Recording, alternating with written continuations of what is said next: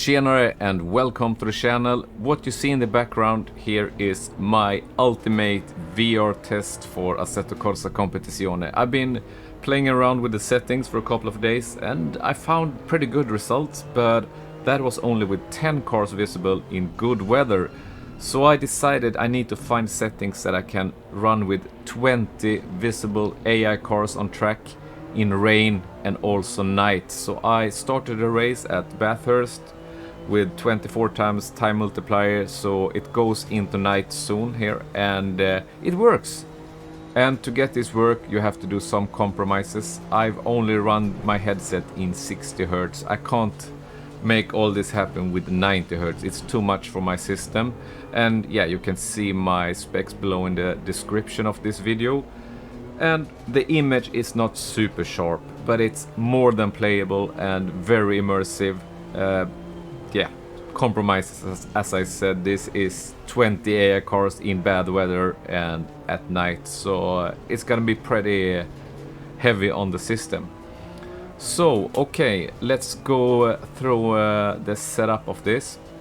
First you have to head on to Microsoft and download OpenXR tools for mixed reality. Just download and run the program, and then you can set the resolution you're gonna run the headset in. I'm running at 70% with my Reverb G2, and that is the sweet spot for me. No motion reprojection activated at all. And next thing you have to do is download the Open Composite launcher. Just download the file and switch to Open Composite. That makes the game run in OpenXR instead of Steam VR, and it's very easy to switch back. Just press the button, switch back to Steam VR. And I also got a very good tip from Igor. He told me you can run with foveated rendering with the Reverb G2, and you have to download OpenXR Toolkit to be able to do this. Just when you enter the game, press Ctrl F2 and you get a menu. You can set up the foveated rendering. I'm running mine in performance mode set to narrow. Then you go to settings in your headset and switch to 60 Hz if you haven't already. Or if you got better gear, maybe try these settings with 90 Hz. Maybe it works, I don't know. But yeah, you can see the foveated rendering on this VR mirror now on the sides. It's very low res there, but in game you don't notice it very much. Here is my game settings. Pause the video if you want to copy them, but these settings works best for me. Running the in-game resolution to 100%. So yeah, I think it looks pretty good. I also have shadows on, not the best quality, but it makes the car not float around, so that's huge for me. So this is my settings to be able to run 20 AI cars in bad weather.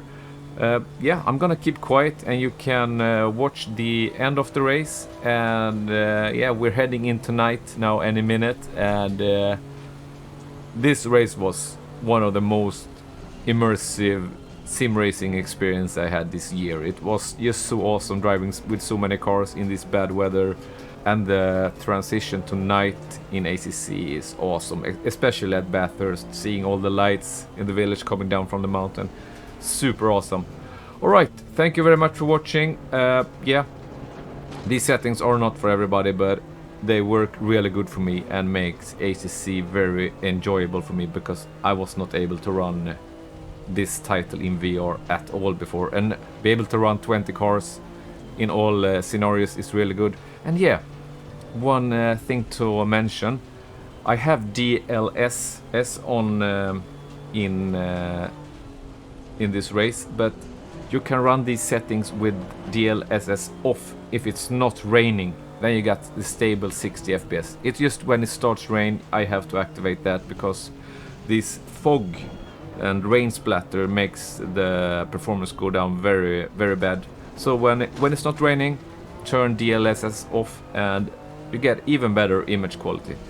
So yeah, I hope you liked my little guide, and yeah, works really good for me. And have a good weekend, and I see you in the next one. Cheers!